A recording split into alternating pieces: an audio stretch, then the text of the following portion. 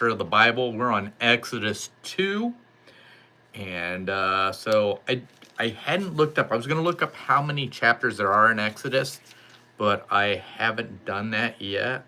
So maybe while we're sitting here waiting, I can go through and look real quick. I'm going to say there's not as many as there are in Genesis.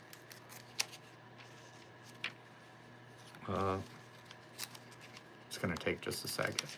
But we're going to start reading once a minute's up and people start coming in. All right. Looks like so far we're almost there.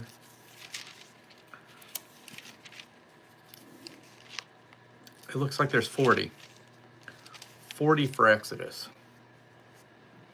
So here we go. Get ready to read Exodus 2. Starting off, Exodus 2, God chooses Moses, the birth of Moses.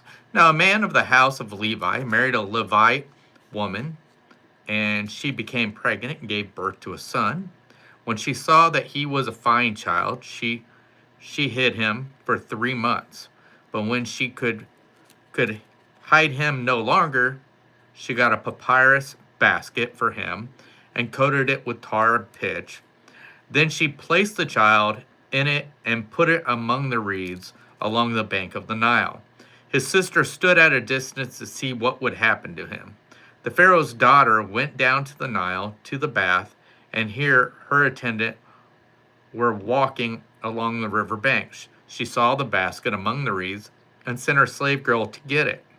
She opened it and saw the baby. He was crying, and she felt sorry for him. This is one of the Hebrew babies, she said. Then his sister asked Pharaoh's daughter, "Shall I go and get one of the Hebrew women to nurse the baby for you?" "Yes, go," she answered. And the girl went and got the baby's mother. Pharaoh's daughter said to her, "Take this baby and nurse him for me, and I will pay you." So the woman took the baby and nursed him. When the child grew older, she took him to Pharaoh's daughter, and he became her son. She named him Moses, saying, "I drew him out of the water." Moses flees to Midian. One day after Moses had grown up, he went out to where his own people were and watched them at their hard labor. He saw an Egyptian beating a Hebrew, one of his own people. Glancing this way and that and seeing no one, he killed the Egyptian and hid him in the sand. The next day, he went out and saw 2 Hebrews fighting. He asked the one in the wrong, "Why are you hitting your fellow Hebrew?" The man said, "Who made you ruler and judge over us? Are you thinking of killing me as you killed the Egyptian?" Then Moses was afraid and thought, "What I did must have become known." When Pharaoh heard of this, he tried to kill Moses, but Moses fled from Pharaoh and went to live in Midian, where he sat down by a well. Now a priest of Midian had 7 daughters, and they came to draw water and fill the trough to water their father's flocks.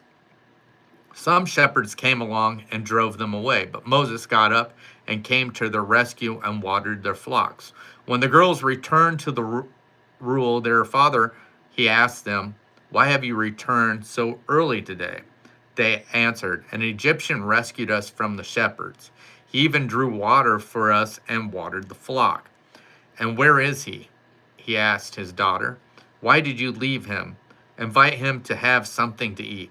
Moses agreed to stay with the man, who gave his daughter Zipporah to Moses in marriage. Zipporah gave birth to a son, and Moses named him Gershom, saying, "I have become an alien in a foreign land."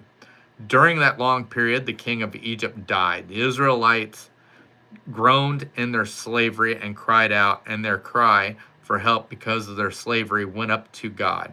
God heard their groaning, and he remembered his covenant with Abraham, with Isaac, and with Jacob. So God looked on Israelites and was concerned about them. That is it. That was Exodus 2. Tomorrow we'll be reading Exodus 1, which is Moses in the burning bush. So, like I said, this is, if you're new in here and you're just now seeing this, This is just a commitment I made. I was going to read one chapter of the book each night, Bible each night, and I'm live streaming it just to help keep my commitment. If you enjoy coming in here and listen to me, thank you for coming in, and I hope to see you tomorrow night for Exodus 3, Moses and the burning bush. We'll see you later. Bye.